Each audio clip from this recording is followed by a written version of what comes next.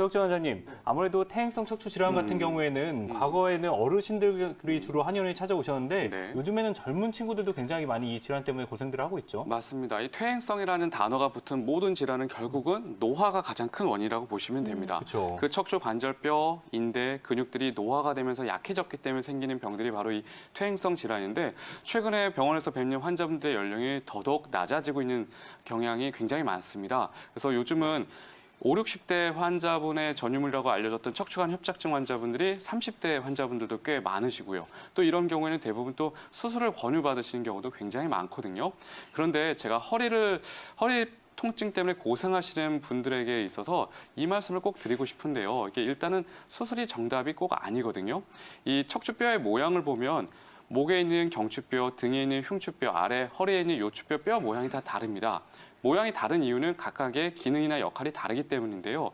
허리뼈인 요추 같은 경우는 이 허리가 앞뒤로 잘 움직이게끔 뼈 모양이 생기게 되어 있습니다. 이 얘기는 무슨 뜻이냐면 허리에 뭔가 심각한 문제가 생기게 되면 이 환자분에 있어서는 허리를 앞으로 굽힐 때 통증이 심하거나 거꾸로 허리를 뒤로 젖힐 때 통증이 심할 수 있다는 거거든요. 특히 허리를 앞으로 굽을 때 통증이 심한 경우에는 실제로 디스크에 관련된 질환일 가능성이 굉장히 높습니다. 디스크가 탈출이 됐던가 디스크가 파열이 됐다거나 아니면 적어도 디스크를 보호하는 역할을 하는 인대가 손상이 되었거나 근데 반대로 허리를 뒤로 젖히는 동작이 잘 안 되시는 분들 같은 경우는 이거는 실제 퇴행성 변화가 원인인 경우가 많습니다. 퇴행성 디스크 환자분들 아니면 척추관 협착증 환자분들이 대표적인데요. 이 환자분들은 앞으로 숙이는 데는 전혀 문제가 없지만 뒤로 젖히는 거는 굉장히 어려움을 겪는 경우가 많아요.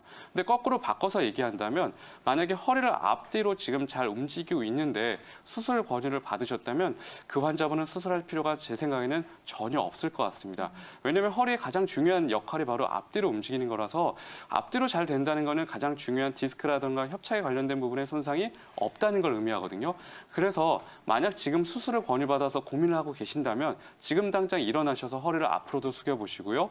뒤로 젖혀보시기 바랍니다. 설사 이 동작이 안 된다고 하더라도 바로 수술을 선택을 하는 게 아니라 먼저 비수술적인 치료, 보존적인 치료를 먼저 우선시해야 된다는 것을 꼭 잊지 않으셨으면 좋겠습니다.